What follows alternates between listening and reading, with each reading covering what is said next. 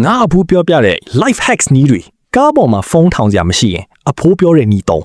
ပူဖောင်းတစ်လုံးကိုအဲကွန်ပေါက်ကနေလှိုး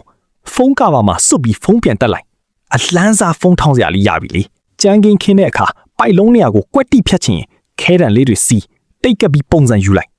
အဖိုးရဲ့လက်ရာကတော့တိတ်ရက်နေတာပဲရွှင့်ရည်တဲ့ပစ္စည်းကျသွားရင်စိတ်မပူနဲ့ပလတ်စတစ်အိတ်အကြည့်တစ်လုံးကိုရေထဲဖိချလိုက်တာနဲ့အောက်ခြေထိကွင်းကွင်းကွက်ကွက်မြင်ရပြီမီးပူကြိုးကတ်နေတံပရာသီးကိုတွားတိုက်စီစွတ်ပြီးပုတ်တိုက်ပြီးရင်တစ်ရှူးပေါ်မုတ်ဖုဆော်တာနဲ့ရှာလကာရီစွတ်ပြီးမီးပူကို10မိနစ်လောက်တင်ထားလိုက်ဂျိုးတွေအကုန်ပြောင်းထွက်သွားရော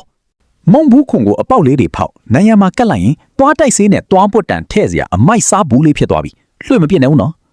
မိုးရွာတဲ့ဖုံးတုံးချင်ခေါင်းစည်းကျိုးနှစ်ကွင်းကိုကြက်ချီကတ်စွတ်ထီးရိုးကိုထိုးထည့်လိုက်ဖုံးလည်းမဆိုတော့ဘူးလက်လည်းမညောင်းတော့ဘူးအဖိုးရဲ့ idea ရှယ်ပဲ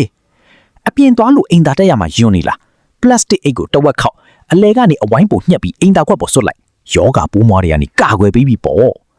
ကျမ်းပြင်ဂျိုးတွေကိုတိုက်ချင်ရင်တမျက်စီးမှာပကံစီးကြီးနှံဖက်လေးဆွတ်ပြီးတိုက်ကြည့်ဘလောက်ခိုင်တဲ့ဂျိုးဖြစ်ဖြစ်အလွယ်လေးပြောင်းသွားလိမ့်မယ်အဖိုးနီးတွေကတကယ်လန်းတယ်မလား